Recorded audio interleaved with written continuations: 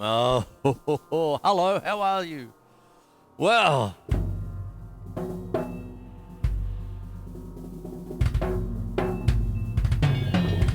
how's this for scary business?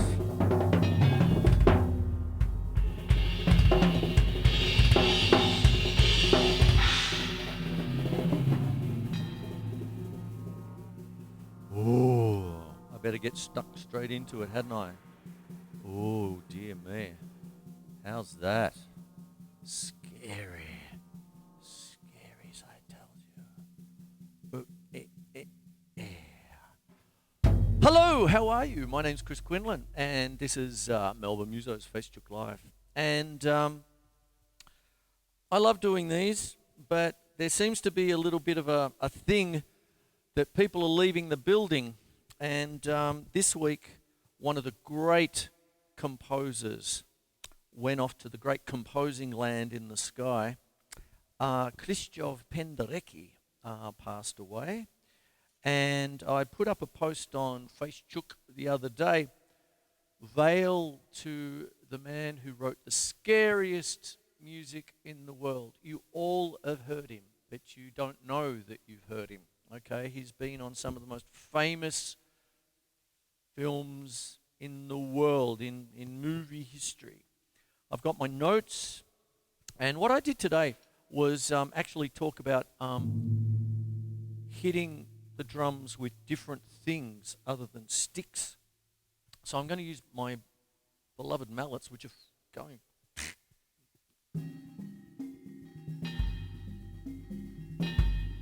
Which are starting to fall to bits.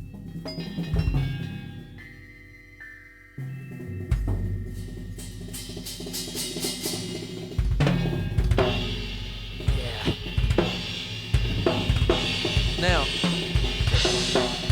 what it is Krzysztof Penderecki sought different sounds all the time. He would get violinists to almost saw their instruments in half.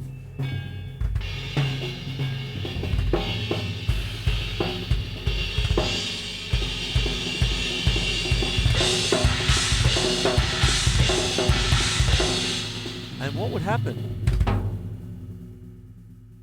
is that he would just create these textures. And he was lauded. He's Polish, and he's arguably Poland's greatest composer.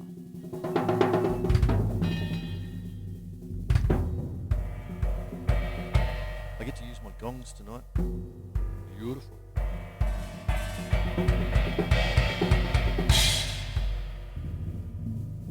So much of what I do here has been influenced by that great man. His music has been so influential. Dan Slater, are you out there? Are you watching? You asked me the other day when I did it. And what I did was, whoops, there goes my brush. This is my year 12 score for Penderecki's Threnody to the Victims of Hiroshima for 52 strings. That is one of the scariest pieces of music you would ever want to hear.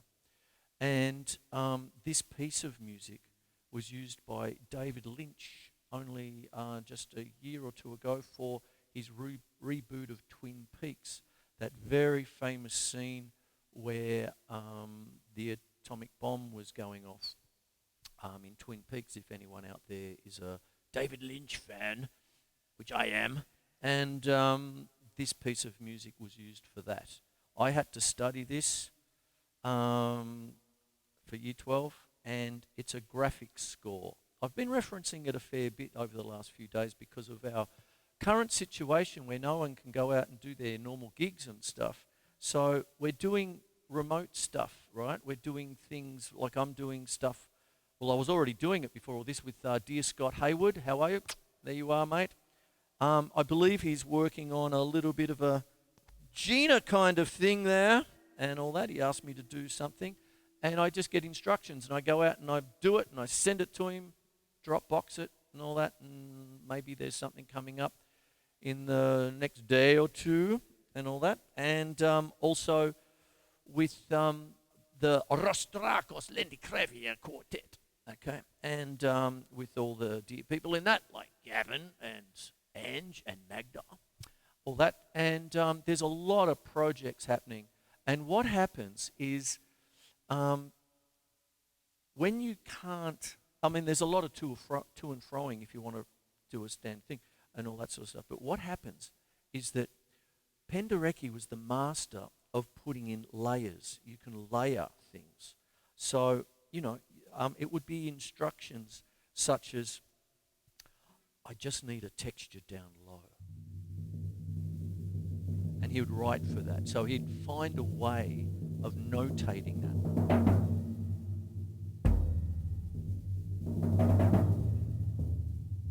And then what would happen?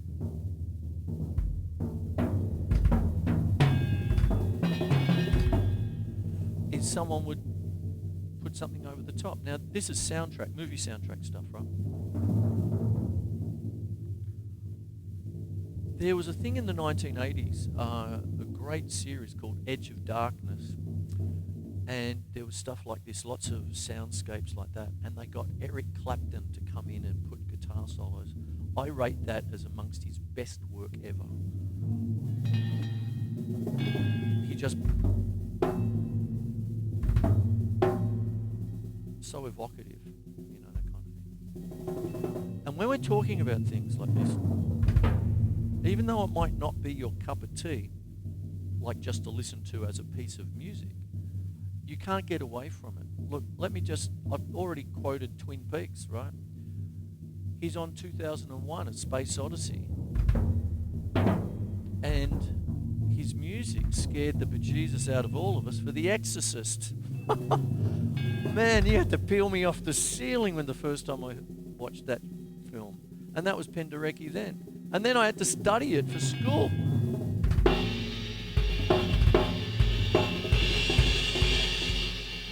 So we're talking about textures, you see. So what I'm going to do now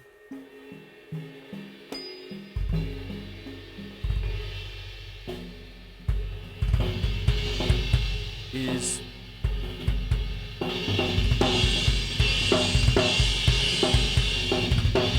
talk about his life a little bit.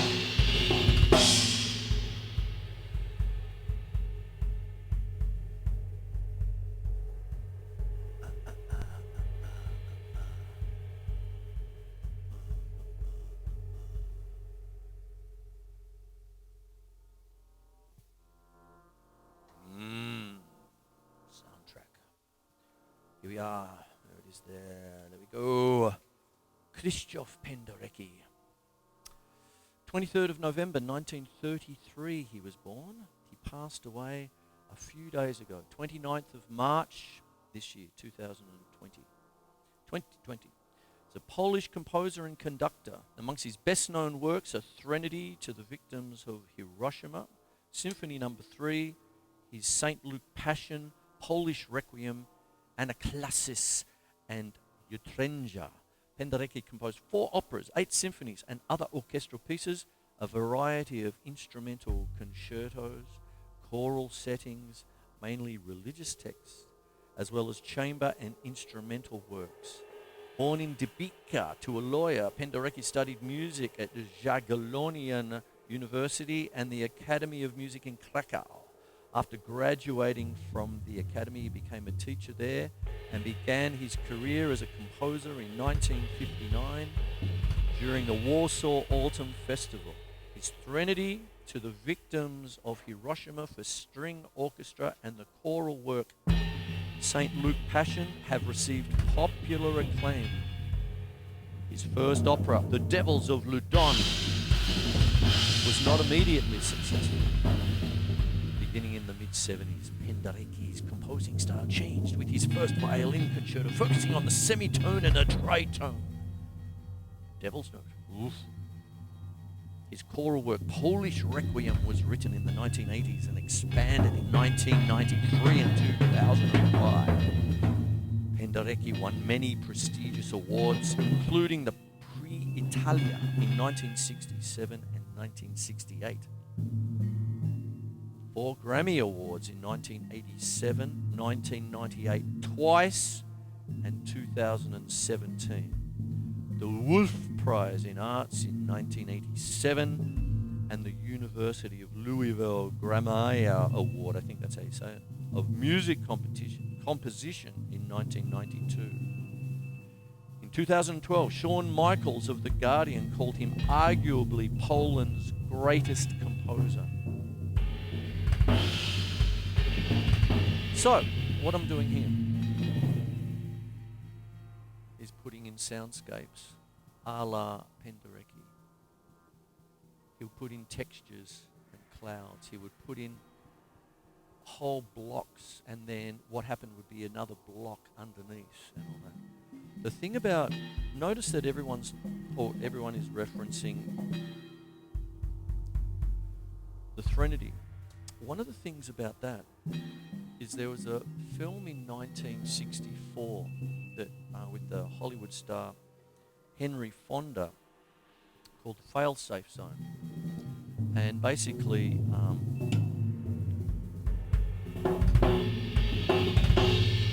what basically happened was there was a computer malfunction, and Moscow was accidentally nuked.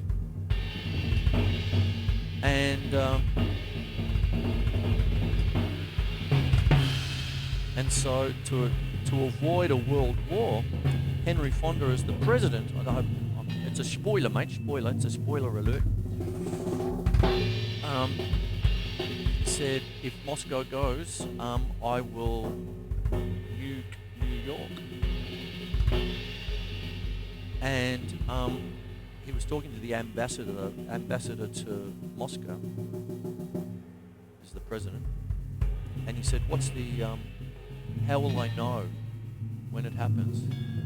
And he said, the telephone system will literally melt, and all you'll hear on your side of the phone is just screaming, like just a high-pitched squeal, like incessant feedback. And what happened with the Threnody to the victims of Hiroshima is that's exactly how you hear it. You hear it, it's on Twin Peaks. It's just squealing.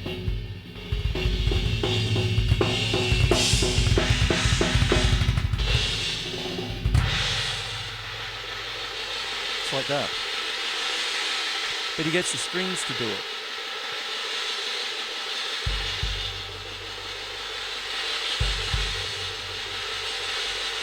For us as drummers, because this is Facechook after all, you've got to get your single stroke rolls down pat.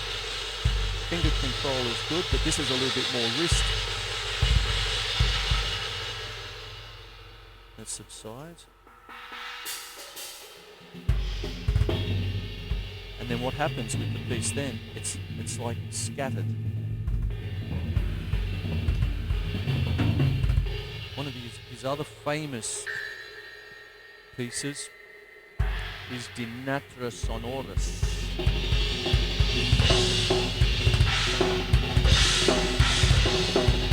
And it's the same kind of deal, really. It's all scattered, just...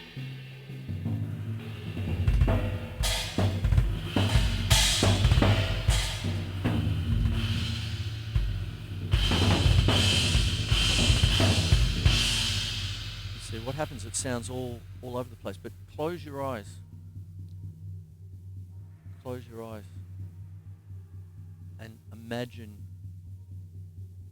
2001: A Space Odyssey. Just imagine that. Or, even scarier still, imagine The Exorcist.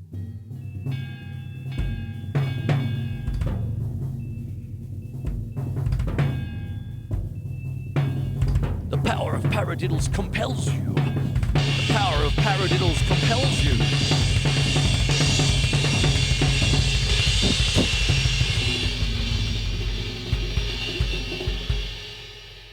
See, what happens is you've got all this sort of stuff happening, you see.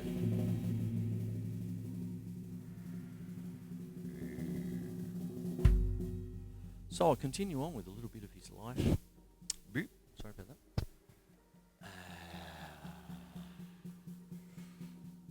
Early years. Okay. Penderecki was born, as I said, 23rd of November, 1933. Penderecki's, the son of Sofia and Tadeusz Penderecki, a lawyer. Penderecki's grandfather, Robert Berger, was a highly talented painter and director of the local bank at the time of Penderecki's birth. I might bring that down a little bit there. Thank you very much. I'll get back to you. Penderecki used to go to the Armenian church in Krakow, and he was the youngest of 3 siblings. His sister Barbara was married to a mining engineer, and his older brother Janusz was studying law and medicine at the time of his birth. Tadeusz was a violinist and also played piano. 1939, the Second World War broke out, and Penderecki's family moved out of their apartment as the Ministry of Food was to operate there. He attended grammar school after the end of the war in 1946, and he studied violin with Stanislaw Torozezic and music theory with Francesc Skolazewski. I've butchered those names, and I'm so sorry about that. Okay. In 1954, Penderecki entered the Academy of Music in Krakow and have finished his studies on violin after his first year, focused entirely on composition. Penderecki's main teacher there was Artur Maleski, a composer known for his choral and orchestral works as well as the chamber music and songs. After Maleski's death in 1957, Penderecki took further lessons with Stanislaw Vyškov, a composer primarily known for his choral works. At the time, the 1956 overthrow of Stalinism in Poland lifted strict cultural censorship and opened the door to a wave of creativity. So his first compositions came out, all that sort of business, and it comes back to the Threnody again, written in 1960. It's a little bit like it's like Black Sabbath's first album, straight to number 1. And he was a star forevermore, sort of thing. And he wasn't any kind of one-hit wonder, classical kind of thing. He just kept on going, bang, bang, bang, bang, bang. And there it is. He did change his style, and he got a lot more melodic as he got a little bit older. And one of his quotes was, all I'm interested in is liberating sound beyond all tradition. But later on, that culminated in another famous one, De Natura Sonoris 1, which frequently calls upon the orchestra to use non-standard playing techniques to produce original sounds and colours. In other words, sawing their violins in half, if you see it. Whew! Full on, mate, full on.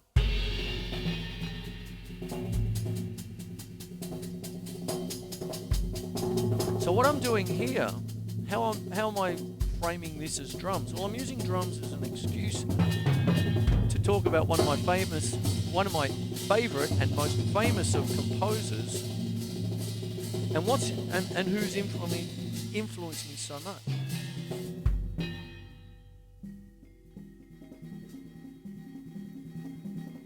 You see, one of the things about strings is that you can hold a note for a long time, with bowing techniques and so on.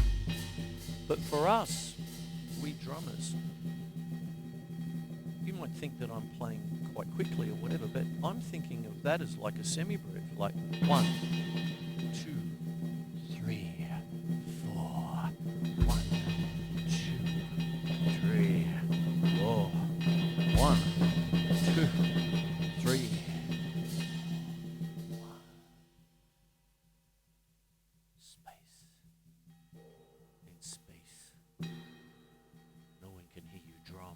An oldie but a goodie.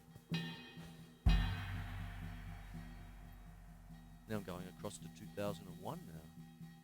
Go and watch, if you want to listen to Penderecki, you already have if you've watched 2001 A Space Odyssey.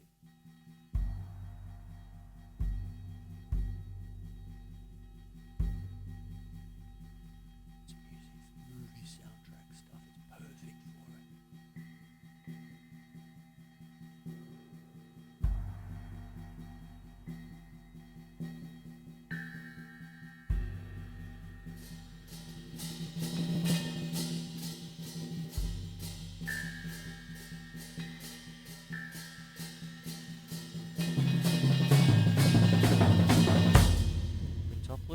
twice. Do it again. Repeat the theme.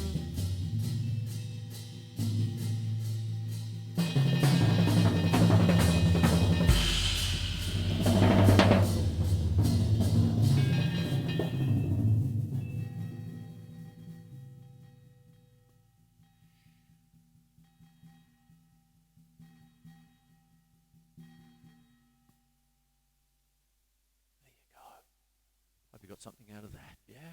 Okay, so what's going on is I'm actually changing Facechook up a little bit tonight because what happens is this is a vehicle to learn new things, right? And I didn't really put out a thing for questions today because I haven't in the past. Like last year when Ginger Baker, fell off the perch and all that sort of stuff, that was everyone knew that's what I was going to talk about because it happened on a Sunday night and it was like ching, ching, ching, ching, ching. Chris, did you know Ginger Baker's just left the building? All this sort of stuff. And then the saddest of them all was Neil Peart at the start of the year. And there's a little bit of just a thing where it's ongoing. I mean, Scott and I, we did a tribute to Rush, doing a bit of 2112, and there's still one to come, funnily enough, and all that. And there's that. And what it is it seems to be a crappy year for drummers. And this, passing away and all this sort of stuff. But one of the things is, for Penderecki, he lived a long, wonderful life. And this is much more of a celebration, I suppose, Of course it's sad, but we're just getting a bit tired of being sad all the time, everything like that. So what we've got to try and do is just take things like these people and honour them, and just, if they, you might be sitting back with your beer, and you know me by now, I'm a sucker for a cheap joke, and I keep crapping on about beer and all that. It makes me sound like an alcoholic, but hopefully I'm not. But what happens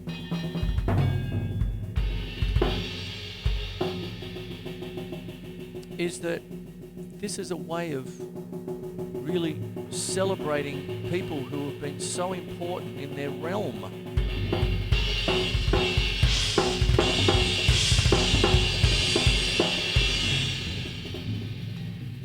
I mean, it takes people like that take an instrument to a whole other level. I mean, I could sit here and try and do the Rosanna Shuffle again, or I could do a Zappa thing and play, pull out the black page again, stump the drummer. But people like Penderecki actually were just striving for new sounds. They were always searchers, they just searched. So maybe I'm playing drums in a way that you haven't heard before. Some of you saying, well, I wouldn't want to anyway. Of course. But really, when you think about drums, it's the most avant-garde instrument you can have. We all love our drum solos, don't we? But what happens is it's so, when you're hearing a drum solo generally, in so many ways it's like, look how fast I can go. Maybe that's it here. But sometimes what fast is something different to the person who's playing it, because I'm hearing that like a long tide semi-breath.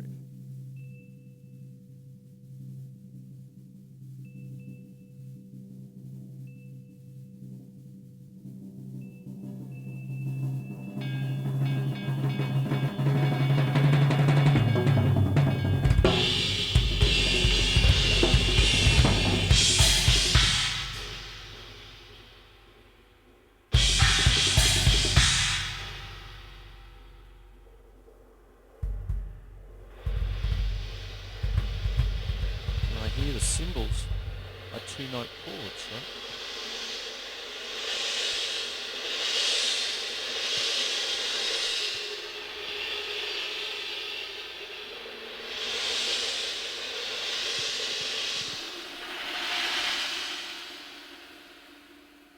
Do you remember all that from Space Odyssey 2001? That stuff? When it's in space? And you can just hear it like... And it just graduates. It's hard to play. But, yeah. Oh, yeah. Let's go.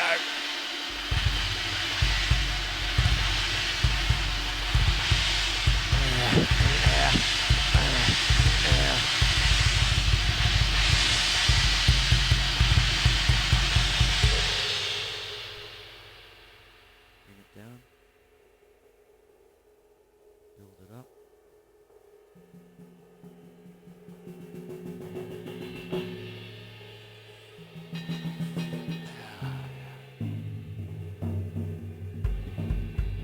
And with this, of course, I'm using my triggers.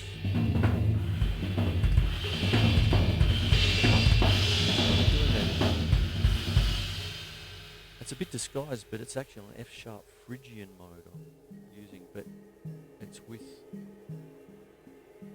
gamelan bells. And here means piccolo's attuned to a G minor pentatonic.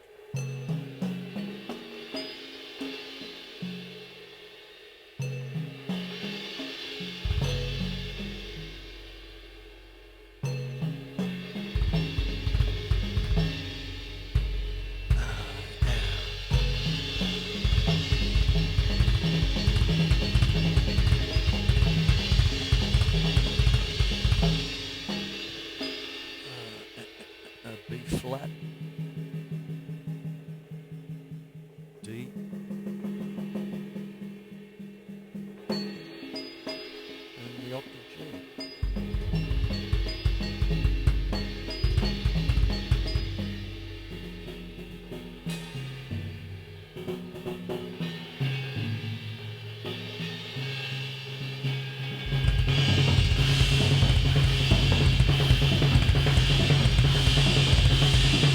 Oh, I don't do that very often.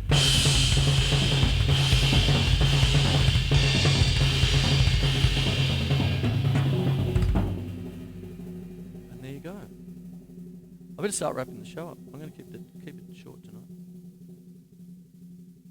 Krzysztof Penderecki. Okay. Bit of a different for Facechook.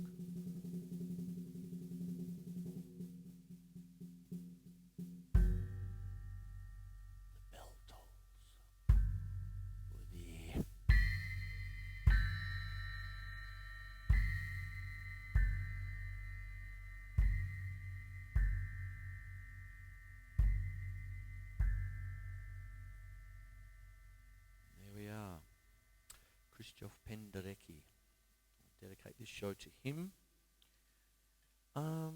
He has been with me pretty much my whole musical life, and that's why I did the kind of show I did tonight. Okay, you all have heard his stuff.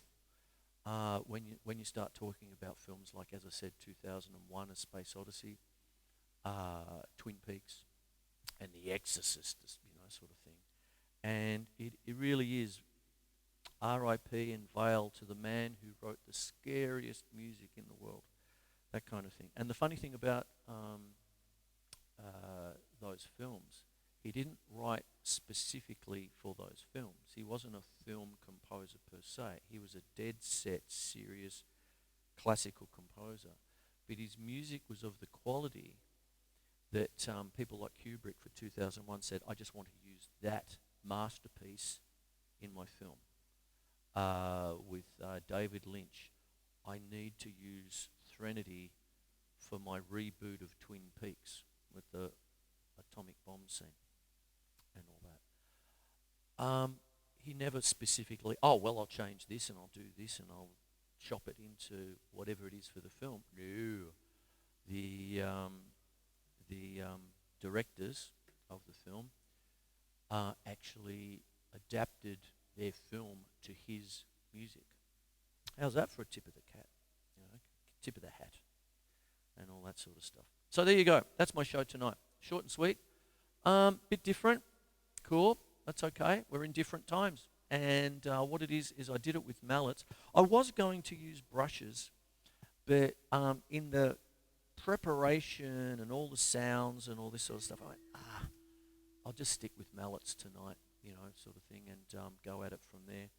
But if anything, if you can go off, watch 2001, and you'll hear him. It's the scary stuff, right? And if you want to, watch The Exorcist, that kind of thing. The scariest music ever written for one of the scariest movies ever filmed. And it goes on like that. And check out a few other things. There's plenty of wonderful live stuff, like with him doing business. And watch the string players saw their instruments in half, and different sounds, just knocking, just doing different things, right? And just all this stuff, all these different things. And he found a way to write it. Look at this stuff. I'm going to go through it. I showed it to Dan Slater the other day. Dan, thank you for putting your music up too on the Avant-Garde page. Thank you. That was terrific, by the way. And that actually brings me into one thing I haven't mentioned. He was a great influence to the members of Radiohead. And Dan Slater, I'm wondering whether that's where you were coming from too, because that was very beautifully done, and it sounded very much like you. But I mean, what I'm getting at is the influence of Radiohead and all that, with the effects and just sitting there and working your effects with a guitar and all that. Fantastic. They got it from Penderecki. This bloke, Krzysztof. There you go. So have a look.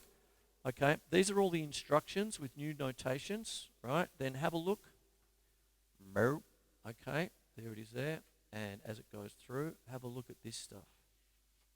Okay, there you go. Look, 24 violins, 10 violas, 10 cellos, and 8 contrabasses, double basses, you see. Look at all this stuff. Look at that. See? Crazy. Look, going out. You can hear that. It comes out like, if you listen to it in headphones, I was like that at 19, going like that, and it was like coming out like that. It was like, what's going on here? That kind of thing. So you can actually hear it. So he's found a way to write all this stuff, right? That's his genius. Oh, look at that. We had to go through all of that for year 12. Okay, they were the days. Woof. Okay, it was HSC back in my day. Anyway, there you go. And that was the big finish at the end. So, Krzysztof Penderecki, this show is dedicated to you. And I'd like to thank you for watching. A bit different if you've hung on and all that. And it's a bit different and not for everyone, but that's okay. We're in lockdown, and or whatever we're calling it today. And we're all in that situation together. And, I mean, you've got to take it, this kind of music. You think, what's going on there? Well, I mean, I had to study it for year 12.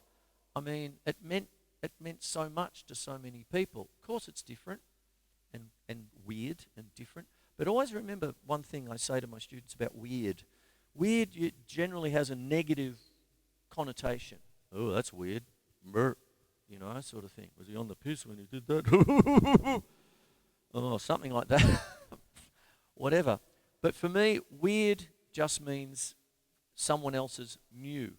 Okay? Once upon a time, weird was Jimmy Page hitting his guitar with the violin bow.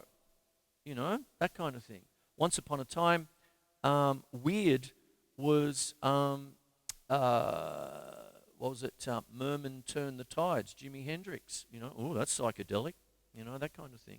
You have to beware of composers. I said this last night on my other clip. Beware the composer in a suit, okay? Without all the, like, beware. Walk softly. Carry a big conducting stick. You never know what's in their head. I mean, Penderecki, you'd walk past him on the street and you think, oh, well, this just looks like a bit of a lawyer kind of businessman kind of thing. What was going on in his head to be able to write stuff like that? Whoa, yeah, there you go. They're the composers. They're the people that I sort of go, wow, yeah, unbelievable, incredible influence. So this was dedicated to Krzysztof Penderecki, who passed away just a few days ago. And I'm glad you watched the show. It's a bit different. I hope you enjoyed what I did. Soundscapes, all sorts of business. And one of these things is its layers and textures. Frank Zappa did things called xenochrony, where what he did was overlay his guitar solos separately from Vinnie Colaiuta's improvisations or Terry Bozzio's drumming and all that sort of stuff. With Patrick O'Hearn on the Shake Your Booty album, he did a thing called Rubber Shirt, where he just put it together. He got that, and he put it together with that, and that, and there's that. And last night I mentioned a jazz musician, a Sydney guy, Serge Ermol, and I didn't realise he was a private detective licensed to carry a gun, and then he played jazz and all that, and then all my risque private detective jokes, all the one-liners came out, but they don't always hit the spot. Oh, well, sorry about that. But what goes on? Gave me a burning kiss, and then she took a cigarette out and kissed me again. I love that joke, even as dumb as it is. Anyway, I'm going to wrap it up, but what I'm getting at is xenochrony is the layering of different things from separate places. And what Penderecki was able to do was guide the instrumentalist, the orchestra, to be able to create these soundscapes which became the scariest of stuff. And the thing about it with these kind of graphic scores, you'd never hear it quite the same way twice because of the aforementioned just hold that for 5 seconds. But someone else, he'll go somewhere else and it might be 10 seconds. It might be something else and he's conducting, but it changes to each performance. So it morphs, it just goes into different places, you know, that kind of thing. And that's the wonder of his music. All right, so there's my thing, all right? Take care, and there's all this business. Wow, there you go. Oh, and that's it'll be up on the 4-camera shoot probably tomorrow sometime. Okay, take care, and I'm off. All right, I hope you enjoyed it. It's a bit different tonight. Okay.